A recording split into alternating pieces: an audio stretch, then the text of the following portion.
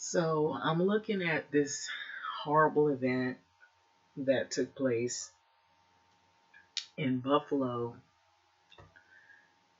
um, New York, and most people probably know now, or they know of a little bit more about what's going on.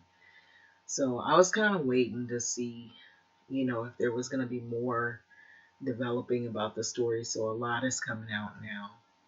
So, a Buffalo mass shooting suspect intended to continue his rampage. This is what the police was saying. So, Buffalo mass shooting suspect, he intended to continue his rampage.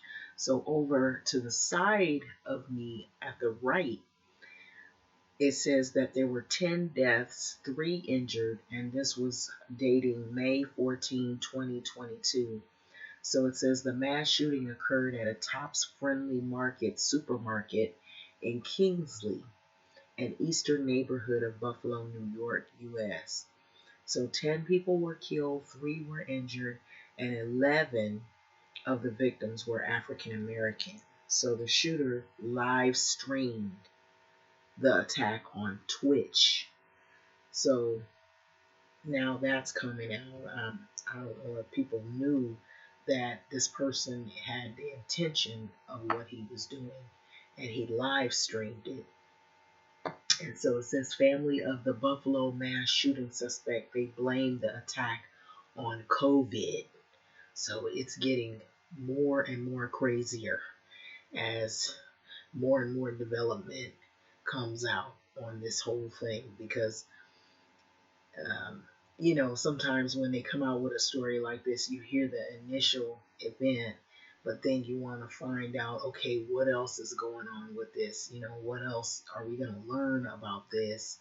And so it looks to me like the people that he targeted um, were most of them, if not all of them, from what I'm seeing, are African American. And what I heard today on the news was saying that there was some theory or conspiracy theory that was circulating online called replacement theory.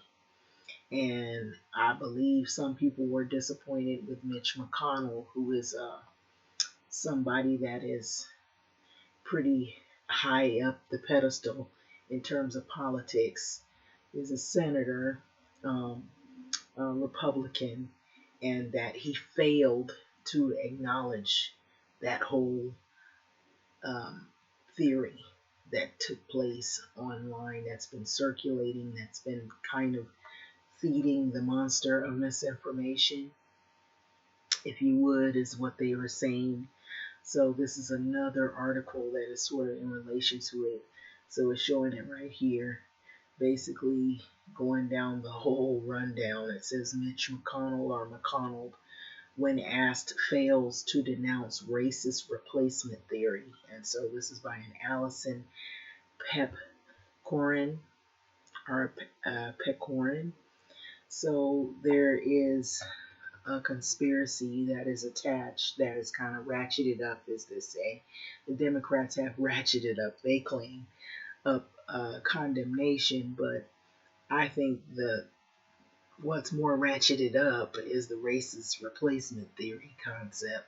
So, in the wake of Saturday's mass shooting in Buffalo, New York, some Republicans on Capitol Hill, it says they've had shied away from rejecting the racic rhetoric and ideas that some members of their own party have espoused.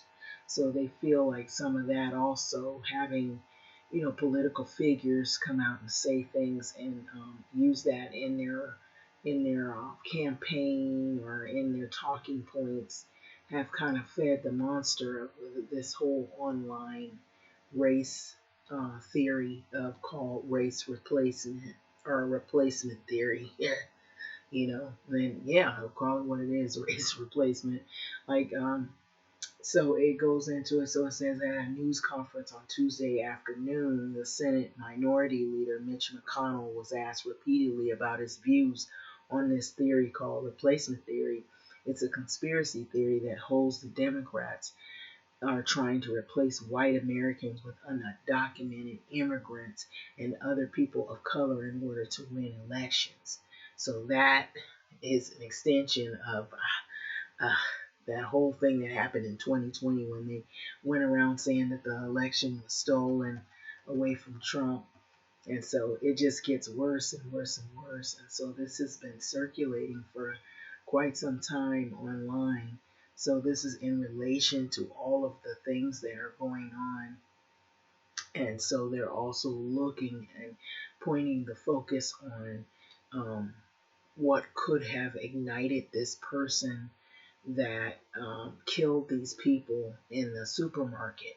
You know, when you have all this stuff online and people are accessing, young people or people who are easily influenced, they see their opportunity to try to act on these theories rather than just talk about it online and get worked up. They actually go out and carry out what you just saw happen, you know, an actual mass shooting.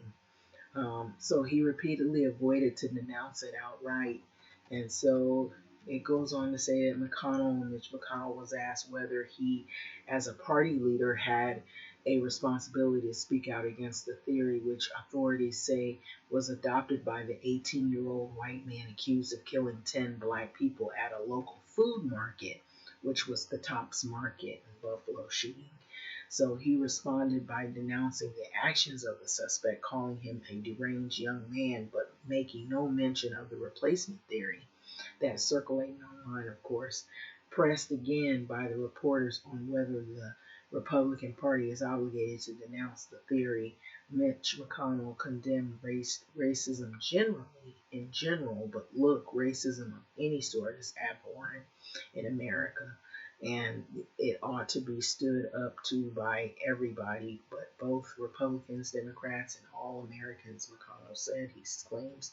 So it's basically a way to kind of like get away from actually denouncing the whole issue, and you kind of leave it hanging, and that's what people were not very happy about or didn't feel comforted about. So he then was asked whether he believed that the Democrats are seeking amnesty for undocumented immigrants for the purpose of influencing and changing the electorate. So he responded by criticizing the Biden administration policy at the southern border. So McConnell's comments Tuesday came as the Senate GOP conference hosted Ohio Republican Senate candidate J.D. Vance, who has used a language similar to the theory on multiple occasions. So Vance secured the GOP nomination during the Ohio primary race earlier that month after a late endorsement by President Trump. And so all this, believe it or not, I know some people say they try to stay away from politics, but it all kind of boils down to politics, which is the scary part, because some people have actually elected people who have these beliefs and put them in seat in office. And so that's the scary part, and it can happen again, and it has happened, and it is happening. And so when you have these people that are leaders like this, political leaders, and they say certain things in their lines or their talking points, and you have people that are young and influenceable, and then they're more apt to act on their emotions, what happens is these type of shootings. And so that's what they're really paying close attention to. What is the verbiage and the talking points and the selling points of these candidates? And a lot of times it turns out to be things that sound like they might be discriminatory, or they might be, a part of some kind of militant group, or if it isn't that, it's like supremacist or racist ideologies that is kind of intertwined with their theories, such as replacement theory. And it comes with a lot of fear, and then chaos ensues, and that's what you have. And then also these beliefs still that the elections were stolen, and so you still have those people and those splinter groups like QAnon And you have all the other groups that are real militant and they have their sets of beliefs. So it says that Vance, when he secured the GOP nomination during Ohio primary race earlier this month after the late endorsement, the former President Donald Trump, he actually supported multiple Republicans who echoed the theory of the main points. And so if it's not, it's outright racist bias or basis. So that's what they're using as their talking points. And so in a March 17 appearance, Fox News, according to the news monitoring site Mediate or Mediate, Vance told Fox News that most of are the hosts, which is Tucker Carlson, that Democrats are intentionally creating a surge of undocumented immigration. So you have to ask yourself who is benefiting from this and who is getting rich from it. So first of all, Chamber of Commerce style Republicans and the Democrats who love the cheap labor, who love the fact that these immigrants are displacing America's workers, but also, see, so this is where we get into Carlson Tucker's comments. I believe that sounds like what he would be saying. And so that's what makes this whole thing pretty, scary. And so it causes people who maybe they're not mentally stable or they have their own sets of beliefs or they're a time bomb ticking, they might actually go out and carry out, what we just saw in Buffalo, New York. And so then you have innocent people's lives lost because you have people who are listening to these people, or they're listening to, now you have people that are on podcasts, they've got their own talk shows, um, they've built a following and they've become popular and they use these things as talking points and selling points, and that's the reason why you have people that will go out and carry out these heinous crimes. And so for that, um, going down in the article, that's what it's basically talking about. I'm trying to wait for it to open up, but while we're waiting, it's just sad. I'm seeing like more and more news feed, more news coverage on the people that were killed, um, more developments that are coming out, people who are actually handling a situation that was really horrific and they're handling it as best as possible. A lot of them are happy that I think Joe Biden, he went out to Buffalo, New York to um, basically pay respects to the people who had been victimized by this terrible crime um, of hate and misinformation and rhetoric and race ideology and race-based theory in politics and how it spills out onto the street, especially with a person who doesn't have much, they may not have that much information that is correct. It's more a lot of stereotype or it's race-based information. And so, what do you think about this whole ordeal? I think it's a lot of ads. That's probably the reason why it won't really shut off. But the sad part about this is that you can't bring those people back. It always ends up like this. It starts off where you have these horrible situations that'll take place, and then you'll have a lot of people talking about how they felt about the situation. They'll have interviews, they'll have shows, maybe talk shows.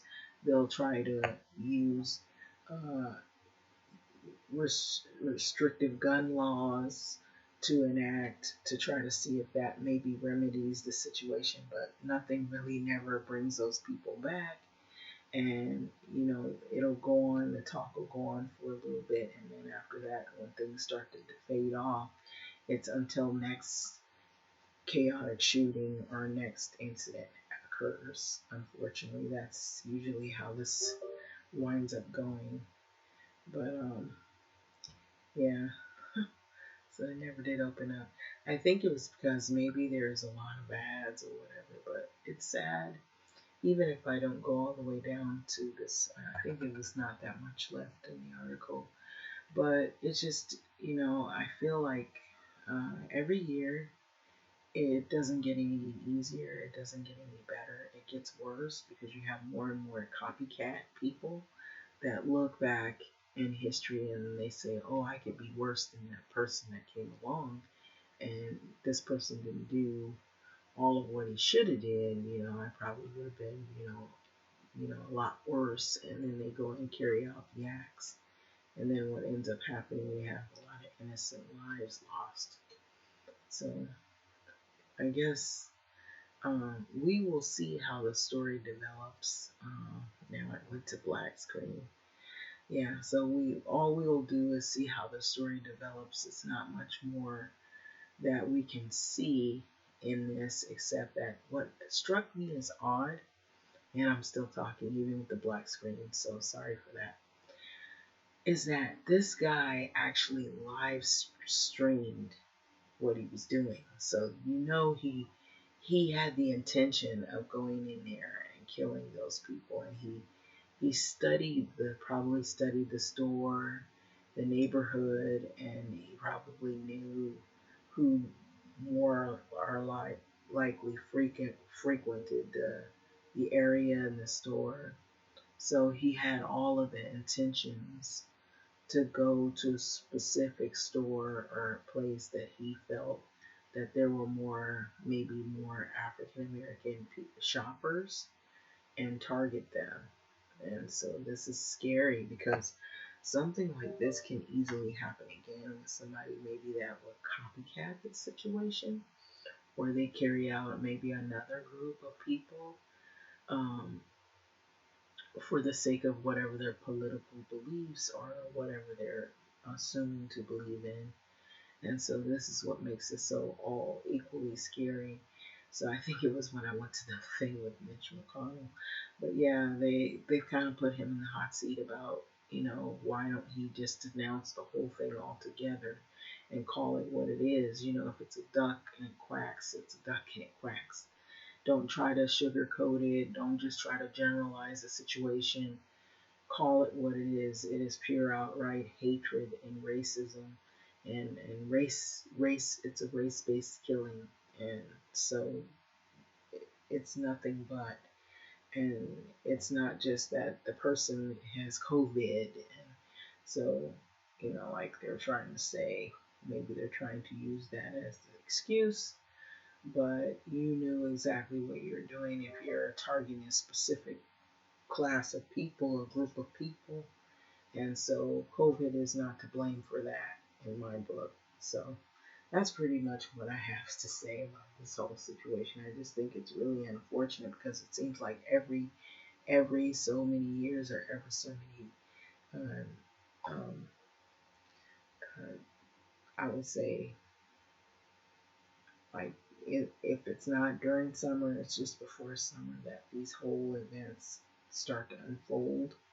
And it's almost seems like a pattern that there has to be something horrific happen um, throughout the year that has something to do with race, and it just never goes away. And that just tells you that we've never healed. None of us have ever healed from what initially had occurred from way back when. So if it was over, you wouldn't see stories like this. If everybody could get along and the world was how it probably should be, where more people were accepting of one another, then you wouldn't hear these type of stories. Stories would be a lot different, of course.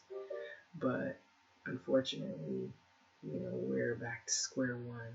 It's not actually changed. It's like when they did that article about 30 years later and after the 1992 riots, where are we now? They always do that every year, to try to or every year that that time comes up to the anniversary of it.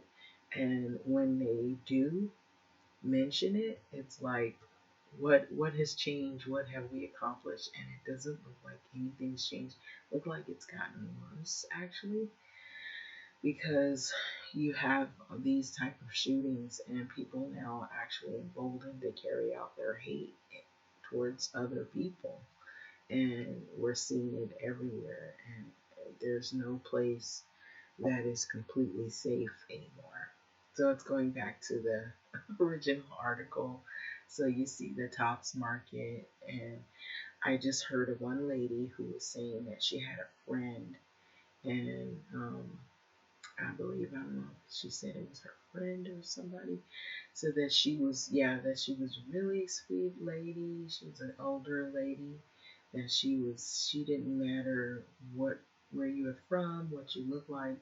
She was, open to speaking to people and treating everybody as if they were somebody she had known for a long time. So she had a really friendly demeanor about herself. She was one of the ones that was gunned down by this guy. So I think his name is even in here. I believe I saw a photo of him down below in this front page. Peyton Gendron. I believe that might be his face. He's the shooter. And so there's all these articles. It's so sad. It says, as an investigation into the Buffalo shooting continues, Homeland Security Alejandro Mayorkas pledged the full resources of the agency and said that there will be increased community prevention programs, funds for nonprofits. And so the Buffalo suspect was inspired by a New Zealand shooting, and there was a guy who, I think he mentioned something about, the only thing I can remember, he said PewDiePie. And this guy, he actually filmed him shooting up a mosque, I believe, with people. And at first, I thought it was just a joke in the beginning. But then when I saw people running and crying and yelling and screaming, I'm like, this doesn't look like a joke. This looks real. Like, this guy is actually killing these people, and he's filming what he's doing.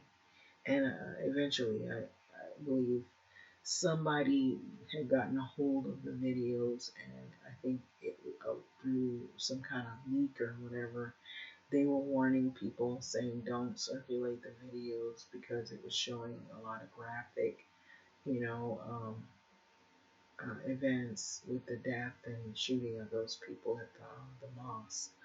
And so it was really crazy. But to see somebody just videotape themselves killing someone, killing many people, and creating mass death is just awful. So live updates, Buffalo supermarket mass shooting. And so it talks about the 13 people who were shot and 10 fatally.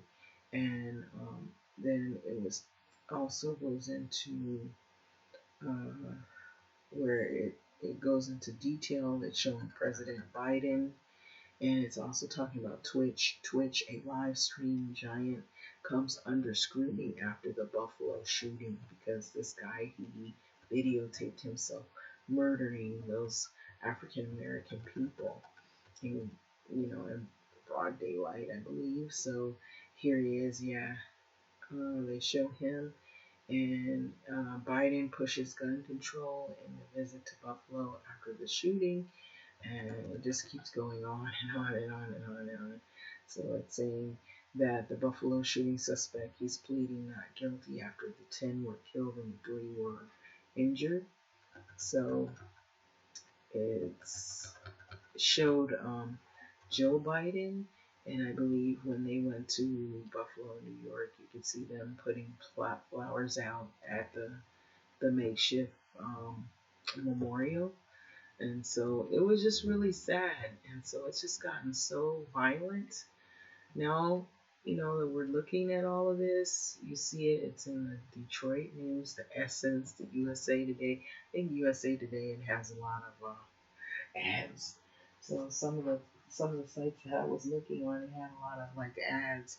So when it has all those ads, they pop up and they block up your what you're trying to read. So that's why my screen had kind of blacked out. But it's crazy. It's just so sad that this happened. I had to comment on it because I haven't said anything in a while. And I've seen a lot of stuff happen in between from this point on. But this right here, it just, I can't say that it tops everything because the reason why I'm saying this is because this right here could happen again. That's the sad part. That I don't like to say, but it could very well happen again. And like they were saying, they're worried that there could be copycats. By them even saying that is scary because now you feel like you got to be on high alert when you go to a grocery store. I thought about that when I walk in a grocery store. Do you think that that is the day you're going to die? When you're in a grocery store and you're shopping, minding your own business, you're not really thinking, I gotta be ready to run and hide, or I gotta be ready because there's gonna be some crazed killer that's in the grocery store and he's gonna come in with an AR-15 and just start shooting at everybody that's in his way, in his path, you know. And so that is, you never prepared for those events. And so these people all lost their lives because they just thought, I'm just going in the supermarket. They're minding their own business, maybe shopping, doing what they probably normally do throughout the week. They didn't think, well, today is your last day to live, and you're not going to be here after today, tomorrow, next year. You'll never be here because somebody doesn't want you here simply because of the color of your skin. Nobody ever thinks of that, you know. I mean, you've seen that happen to people, but you don't think that it's going to be you that day. So that's the scary part. And so with something like this, you're never really completely prepared, you know. But it makes you wonder, you know, just how safe things are. Is there any safety? You know, even you think maybe I'm safe in my own community. You know, you're thinking I'm not really in an area where I could really be targeted. You're thinking if it's more people that kind of phenotypically seem to relate or look like you, or it might be more people that you might feel like there's like a mix of different people. You know, it's not just one group. That maybe it's safe, but you never know. You never know. And that's the scary part. You're thinking, okay, if I'm not, you know, doing anything, maybe I'm safe. Nope. You know, you would think it would be the people that, you know, you see they have, you know, serious political views and they're like, you know, they're on TV and you hear them saying things and then you know, those people, you're like, okay, I can see them getting targeted because they're saying things that are hot button issues that might make people mad or whatever.